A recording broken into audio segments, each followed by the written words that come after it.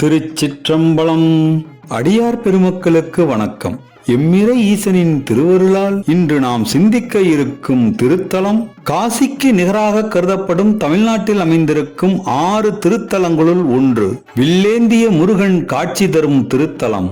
கோச்சங்கட் சோழன் கட்டிய யானை ஏற முடியாத 70 மாடக் கோயில்களுள் ஒன்று. திருநாவுக்கரசு சுவாமிகளும் திரு ஞானசம்பந்தரும் தலா 2 திருப்பதிகங்களை பாடிய திருத்தலம்.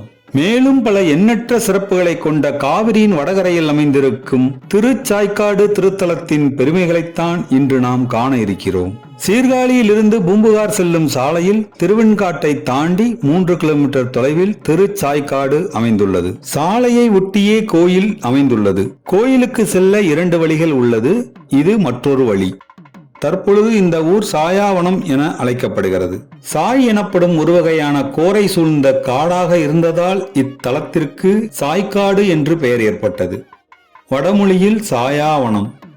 ராசகோபுரத்தை ஒட்டி அமைந்துள்ள கோயிலின் திருக்குளம் ஐராவத தீர்த்தம் என்று அழைக்கப்படுகிறது. சிறிய ராசகோபுரம் 3 நிலைகளுடன் காட்சி தருகிறது. காவிரியின் வடகரையில் அமைந்திருக்கும் தேவார தலம் இது. ராசகோபுரம் கடந்ததும் கோயிலின் முன்புற அமைப்பு நமக்குள் பெரும் பிரமிப்பை ஏற்படுத்துகிறது. சங்க இலக்கியமான புறநானூறு போற்றும் கோச்சங்கட் சோழன் ஒன்றல்ல இரண்டல்ல யானை ஏற முடியாதவாறு சுமார் 70 கோயில்களை கட்டிய கோச்சங்கட் சோழன் இத்திருக்கோயிலையும் கட்டியிருக்கிறான். திருவானைக்காவல் கோயிலில் ஒரு சிலந்தி ஈசனை தன் வாய் நூலினால் பந்தரமைத்து வழிபட்டு வந்தது. அதன் வழிபாட்டிற்கு இடையூறாக இருந்த யானையை கொன்றதால் அச்சிலந்தி மறுபிறப்பில் கோச்சங்கட் சோழனாக பிறந்தது. அந்த கோச்சங்கட் சோழனே யானை ஏற முடியாதவாறு 70 மாடக் கோயில்களை கட்டியமைத்தான். அத்தனை கோயில்களின் கட்டிட அமைப்பும் அற்புதம் அற்புதம், வியக்க வைக்கும் அற்புதம். குறிப்பாக கீழ்வேலூர், திருவேலிமிழலை மற்றும் திருவானைக்கா கோயில் கட்டிட அமைப்புகள் அற்புதம் அற்புதம், விவரிக்க சொற்களே இல்லை. கோயிலுக்கு கொடிமரம் இல்லை, வெற்று பீடமாக காட்சி தருகிறது. பலிபீடமும் நந்தியம்பெருமான் அமைந்துள்ள சிறிய மண்டபமும் அமைந்துள்ளது. இந்திரன் தனது தாய் விரும்பி வழிபடும் இக்கோயிலை தேரில் கட்டி இழுத்துச் செல்ல முயன்றதாக தலபுராணம் சொல்கிறது. அதை நினைவூட்டும் வகையில் கோச்சங்கட் சோழன் கோயிலின் முன்புறம் தேர் போன்ற அமைப்பை உருவாக்கி 2 சக்கரங்களையும் அமைத்துள்ளது வியக்க வைக்கும் கட்டட அமைப்பாக உள்ளது. சோழர் காலத்து கல்வெட்டுக்கள் 10, பாண்டியரது காலத்து கல்வெட்டுகள் 3 ஆக 13 கல்வெட்டுகள் இத்தலத்தில் காண கிடைத்துள்ளன. இதன் மூலம் சோழர்களும் பாண்டியர்களும் மாறி மாறி இத்திருக்கோயிலுக்கு திருப்பணி செய்தது அறிய முடிகிறது. இது கோயில் கருவறையை ஒட்டி அமைந்துள்ள 2ஆம் திருச்சுற்று. 1ஆம் திருச்சுற்று மாட கோயிலுக்குள் அமைந்துள்ளது. முருகப்பெருமான் வள்ளி தெய்வானையோடு தனிச்சன்னதியில் இங்கு அருள் புரிகிறார். அருணகிரிநாதர் இயற்றி அருளிய திருப்புகழில் உள்ள சேத்திரக்கோவை திருப்புகழ் என்ற பாடலில் கம்புளாவிய காவேரி சங்கமுகம் என்று திருச்சாய்க்காடு மற்றும் பல்லவனீச்சரம் 2 தலத்தையும் குறிப்பிட்டுள்ளார். ஆகவே இது திருப்புகழ் பாடப்பெற்ற வைப்புத்தலமாக கருதப்படுகிறது. திருச்சுற்று மாளிகையை ஒட்டி எண்ணற்ற சன்னதிகள் இருந்தாலும் பல சன்னதிகளில் ஒரு சிலையும் பிரதிட்டை செய்யப்படவில்லை. வெற்று சன்னதிகளாக காட்சி தருகிறது. கருவறை சுற்றுச்சுவரை தாண்டி முதலில் தெரியும் விமானம் இறைவன் எழுந்தருளியிருக்கும் கருவறை விமானம். 2ஆவதாக தெரிவது நடராச சபை. மதில் சுவருக்கு வெளிப்புறம் தெரிவது சண்டிகேஸ்வரர் சன்னதி. இது அம்மனின் கருவறை விமானம். சண்டேஸ்வர நாயனார் கோயிலின் காவல் தெய்வமான பைரவர் இத்தலத்தில் நாய் வாகனத்தோடு அற்புதமான அருட்காட்சி தருகிறார். திருநாவுக்கரசு சுவாமிகள் பைரவரை போற்றி பாடிய திருப்பதிகம்.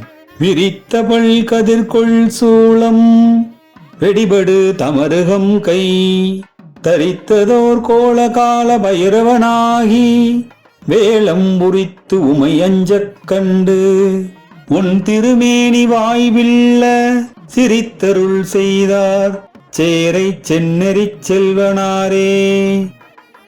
9 கோள்களும் அமைந்துள்ள சன்னதி. இது இந்திரன் அமைந்துள்ள சன்னதி. இது சூரியன் அமைந்துள்ள சன்னதி.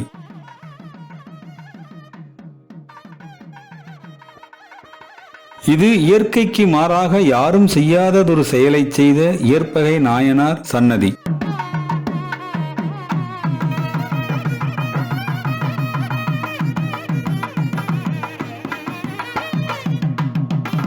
இது கருவறை முன்மண்டபம். இறைவனுக்கு இடதுபுறம் உலகாளும் அன்னை தனி சன்னதியில் அமைந்துள்ளார்.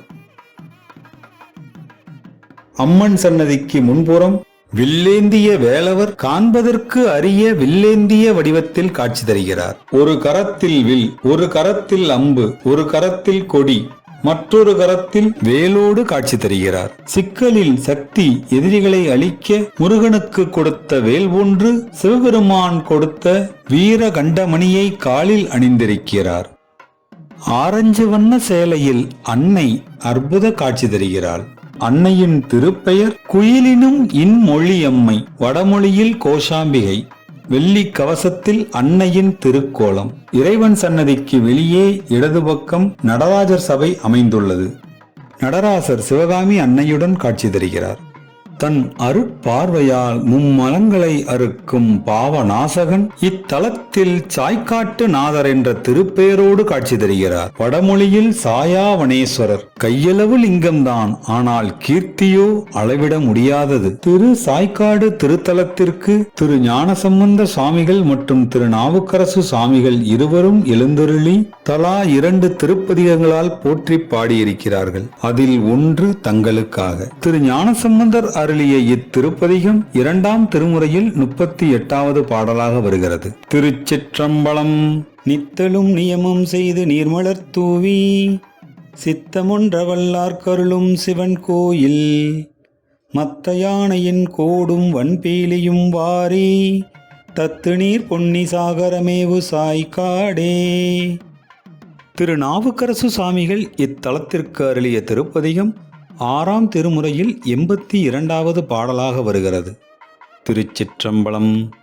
வானத்தீலமதியும் பாம்பும் தம்மில் வளர்சடை மேலாதரிப்ப வைத்தார் போலும் தேனை தீலை துண்டு வண்டு பாடும் தில்லை நடமாடும் தேவர் போலும் ஞானத்தின் ஒன் சுடராய் நின்றார் போலும் நன்மையும் தீமையும் ஆனார் போலும் தேனொத்தடியார்க்கு இனியார் போலும் திருச்சாய்க்காட்டின் இனிதுரையும் செல்வர்தாமே.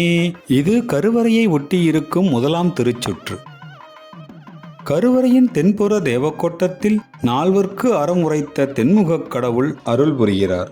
கல்லாலின் புடையமர்ந்து நான்மறையாரங்க முதற்கற்ற கேள்வி வல்லார்கள் 4 வாக்கிறந்த பூரணமாய் மறைக்கப்பாலாய் எல்லாமாய் அல்லதுமாய் இருந்ததனை இருந்தபடி இருந்து காட்டி சொல்லாமற் சொன்னவரை நினையாமல் நினைந்துபவத் தொடக்கை வெல்வாம். திருச்சாய்க்காடு நாதர் உரையும் கருவறையின் விமானம்.